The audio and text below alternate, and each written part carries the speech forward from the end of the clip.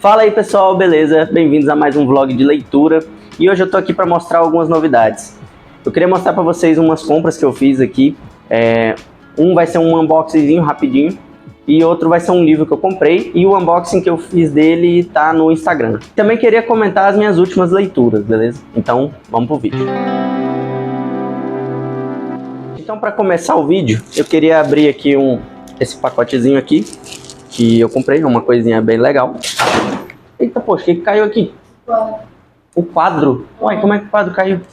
Espíritos e fantasmas. Continuando aqui, né? Eu comprei isso daqui. Tá saindo.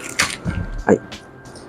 Esse caderninho aqui. Engraçado, eu achei que ele era maior quando eu comprei. Eu também pensei que ele fosse mais maiorzinho. Mas eu não li. Então, eu comprei esse caderninho porque eu fiquei bem interessado em escrita criativa ultimamente.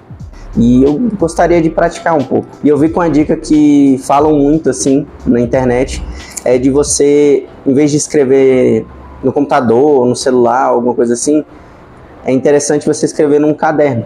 Porque você desliga mais, né? Das redes sociais e da tecnologia em si, né? Enfim, essa foi a primeira compra, a primeira novidade que eu queria falar para vocês. É só um caderninho para eu escrever coisa. Escrever também roteiro de vídeo e qualquer bobagem que eu quiser escrever aqui. E agora vamos para a parte dos livros, né? E tem uma coisa que eu queria mostrar que eu comprei hoje. Eu fiz o unboxing vai estar lá no Instagram. Se você quiser dar uma olhada, quem acompanha no Instagram já sabe o que é. Por isso, então, acompanhe lá no Instagram, vou deixar aqui o @ do Instagram para vocês conferirem lá. Tô falando do livro O Rei Ku. Sim, vocês estão me vendo com o cu na mão. Eu tinha que fazer essa piada. Então eu tô aqui com o Rei Ku. Eu não sei pronunciar da melhor maneira esse nome. Enfim, vocês estão vendo aqui. Mas é o Rei Ku. É uma obra de fantasia, de espada e magia, que chama, né, o gênero. E o autor dessa obra aqui é o mesmo criador do Conan, o Bárbaro, né? E ultimamente tem dado muita vontade de ler esses livros de espada e magia. Eu tive vontade de ler o Conan, o Bárbaro, o Rei Ku, que seria esse aqui. Tem também um livro que lançou agora, que é da mesma editora, que é o Eric, que também é uma obra de espada e magia, também é uma obra de fantasia, que eu também tinha muito interesse de ler. E um deles é o Rei Ku.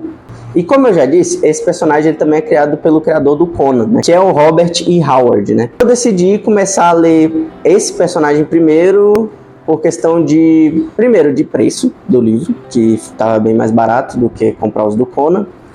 E também porque, pelo que eu entendi, a história desse personagem se passa antes do Conan, entendeu?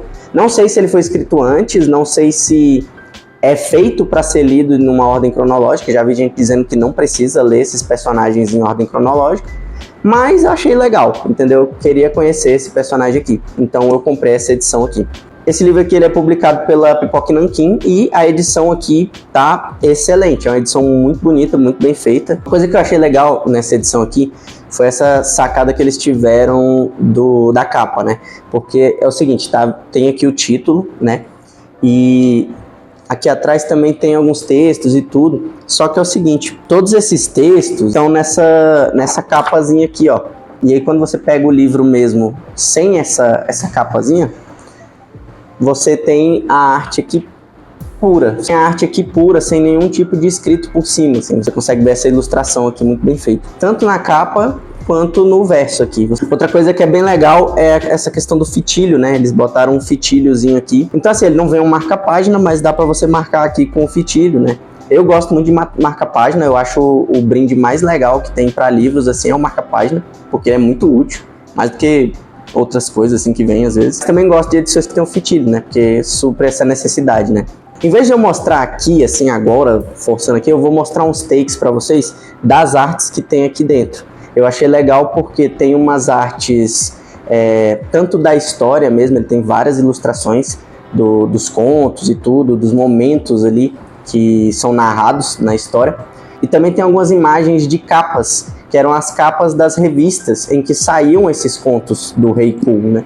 Porque, para você que não sabe, esses contos, tanto do Rei Ku quanto o Conan e alguns outros personagens, né, desse estilo espada e magia, quando lançaram esses personagens, as histórias deles eram contos que eram publicados em revistas, né, revistas de fantasia, revistas de ficção científica, e as histórias eram lançadas separadamente. Conforme foi passando o tempo e as pessoas foram se tornando fãs desses personagens e desse tipo de obra, é que foram compilando isso em livros, né? Então eu acho legal que na edição eles resgatam um pouco dessa história, né? Essa historicidade ali da obra literária, né? Então eu achei muito bacana. E essa foi a aquisição que eu fiz essa semana de livros, né?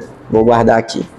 Então agora vamos comentar as leituras que eu estou fazendo atualmente.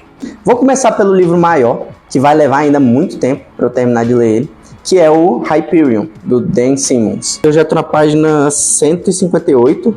No último vídeo que eu comentei ele, eu acho que eu estava na página 107 ou 108, alguma coisa assim. Então foi um progresso aí de umas 50 páginas que eu li esse livro aqui. E eu tô lendo ele bem lentamente mesmo, porque ele tem uma leitura um pouco mais difícil, um pouco mais complexa. São muitos detalhes, muitos conceitos novos, né, que são próprios do universo. E assim, é uma leitura para você fazer e realmente imaginar assim, todas as cenas, todos os conceitos, todas as coisas.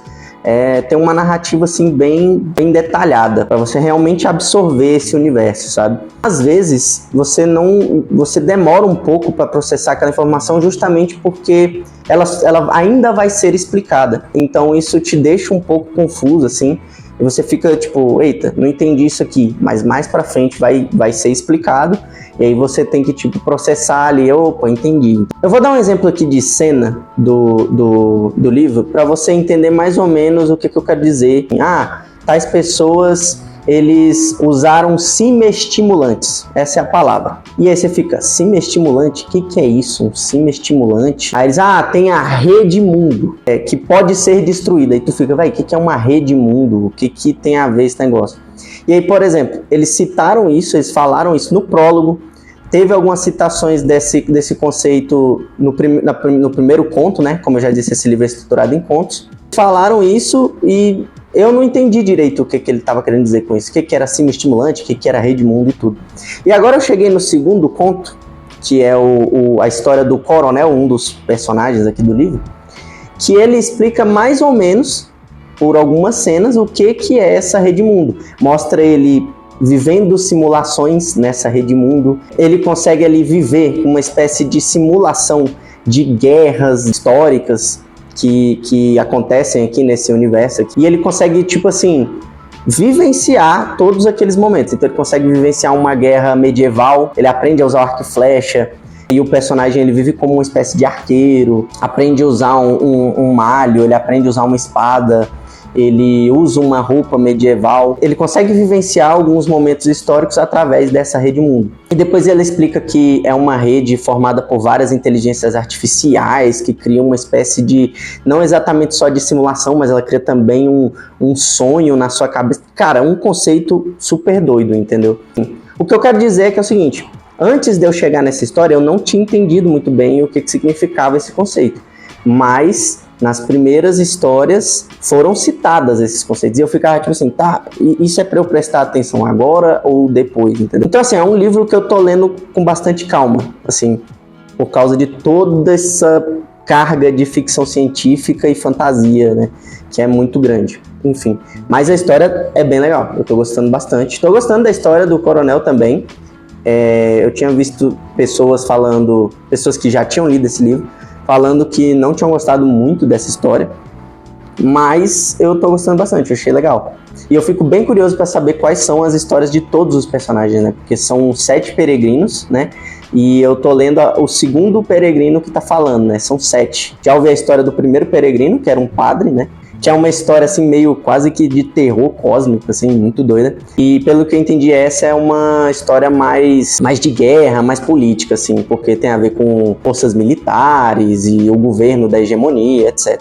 E se você não entendeu nada que eu falei aqui do Hyperion, eu aconselho você dar uma olhada no meu outro vídeo, o primeiro vídeo que eu falo sobre o Hyperion, que eu dou uma breve sinopse sobre esse livro aqui. Eu vou deixar no card aqui. E dá uma olhadinha sobre o que eu falei lá. Eu falei um pouco das minhas primeiras impressões. E agora eu tô falando uma segunda vez sobre o que eu tô lendo agora, né? E mais pra frente, com certeza, eu vou fazer uma resenha. Vou concentrar toda a explicação desse livro aqui na resenha quando sair, beleza? O próximo livro é o Antes que o Café Esfrie. Eu já tô terminando ele, eu tô na página 148. Ele tem 208 páginas. Então faltam 60 páginas para eu terminar ele. E eu vou terminar ele agora, tipo, finalzinho de janeiro, iniciozinho de fevereiro, sabe? É um livro bem de boa. Eu imaginava que esse livro ia ser uma espécie de livro de ficção científica, porque ele fala da temática de viagem no tempo, alguma coisa assim. E na verdade eu me deparei com um livro de contos. Ele também é um livro de contos, o que me surpreendeu, não sabia. E ele é muito mais uma ideia de fantasia. Só para vocês entenderem melhor, eu vou contar um pouco da história desse livro aqui. Existe um café, que nesse café é possível que você volte no tempo. Só que essa volta no tempo, ela tem que respeitar algumas regras. Você tem que sentar numa cadeira específica. Quando você voltar no tempo, você não pode sair dessa cadeira. O que você fizer no passado não vai mudar o futuro. E você tem que voltar antes que o café esfrie. Tem algumas outras regras, mas eu acho que essas são as principais ali. Ou seja, é uma experiência de volta no tempo extremamente limitada. Então você só pode encontrar pessoas que já estiveram lá, só pode reviver momentos que já aconteceram ali, enfim, coisas desse tipo. E é aí que entra a história do livro. Como eu disse, esse livro é estruturado em forma de contos. Cada conto vai contar uma espécie de drama pessoal de cada personagem que frequenta esse café. Todas elas vão ter um motivo para voltar no tempo. E por mais que essa viagem no tempo pareça inútil, ou não mudar nada no presente, ou ser pouco tempo, todas elas fazem essa viagem, e essa viagem vai acabar cumprindo uma espécie de propósito para a história daqueles personagens, e vai ser um ponto de mudança em cada uma delas, sabe? É uma leitura super tranquila, super aconchegante, e ela é bem levinha, assim, muito fácil de ler. Eu tô chegando no final dela aqui, eu acho que eu tô lendo tem uns 4 dias, eu acho. É uma leitura bem rápida e bem gostosinha de fazer, sabe? Então, antes que o café esfrie, tô gostando bastante. Quando eu terminar, vai ter resenha, assim, beleza? Agora, eu vou comentar uma leitura que não estava exatamente nos planos, mas acabou que eu comecei esse livro e eu fiquei viciado, eu fiquei querendo ler esse livro o tempo todo. Tanto que ele atrasou um pouco da minha leitura do Hyperion e atrasou um pouco da leitura do Antes que o Café Esfrie. E o livro que eu tô falando é O Arqueiro, de Bernard Cornwell. Eu fui ler esse livro para decidir se ele ia ser minha próxima leitura, para o mês de fevereiro e tudo. E como eu vi que o Antes que o Café Esfrie era um livro bem rapidinho de ler, eu falei, já vou dar uma chance para algum outro livro. E a minha intenção era ler apenas o prólogo desse livro aqui. Só que acabou que eu comecei o prólogo e eu queria continuar lendo cada vez mais desse livro aqui, entendeu? Porque ele tem uma história super bem escrita, assim, super dinâmica. A leitura dele não é cansativa, é muito boa de se fazer, na verdade. E eu tô gostando pra caramba da história desse livro. História com umas cenas de ação e estratégia de guerra, assim, bem escritas mesmo. Cara, assim, tá sendo uma leitura viciante. Um livro para ficar viciado mesmo, assim, tipo... Essa é a ideia. Então atrasou as outras leituras, essa é a verdade. Era pra eu já ter terminado antes que o Café Esfrie, era pra eu ter avançado bem mais no Hyperion, só que esse livro aqui atrapalhou, entendeu? O Arqueiro, de Bernard Cornwell, foi o que me atrasou aí nessa história toda. Contando um pouquinho da história desse livro, ele conta sobre o jovem Thomas, que morava numa cidadezinha pacata chamada Houghton. E essa cidade, ela era uma cidade muito simples, onde moravam ali alguns camponeses que viviam ali de pesca, criação de gado. Eles viviam uma vida ali bem pacífica, bem tranquila. Só que o pai dele era o padre da cidade. Isso não é spoiler, isso é contado bem no iniciozinho e na sinopse, tá bom? Esse padre, ele era um homem muito estudioso, muito dedicado ali às funções dele. E ele também queria que o Thomas seguisse essa vida religiosa. Queria que ele estudasse, queria que ele fosse para Oxford, enfim. Só que assim, o Thomas, ele tinha uma personalidade mais combativa. E uma das paixões desse jovem era o arco e flecha. Ele gostava muito de fazer arcos, fazer flechas, atirar, ele gostava muito disso.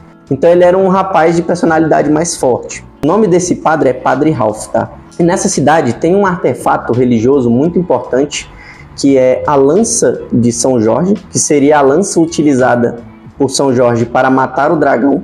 Esse artefato, ele tá ali na igreja do Padre Ralph. Então eles estão vivendo a vida deles ali pacificamente, que é a vida ali na cidade de Rocton. E o que acontece? A cidade de Rocton, ela é atacada por uns marinheiros ali, uma espécie de piratas ali, mercenários, enfim.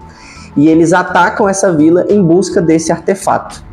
E aí, então eles destroem a vila do Thomas, eles matam o Padre Ralph e eles levam embora esse artefato. E a única pessoa que sobrevive desse ataque é o Thomas, que inclusive reage a esse ataque usando um arco e flecha, o que mostra que ele é bastante habilidoso. E ele consegue ali, de certa forma, afugentar essas pessoas que atacaram a vila dele, né?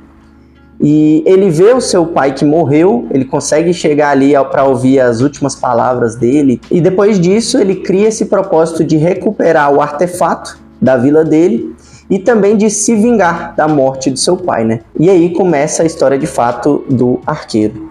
Estou gostando bastante da escrita do Bernard Cornwell. Talvez eu dê preferência de compra para outros livros desse mesmo autor, sabe? Então, O Arqueiro.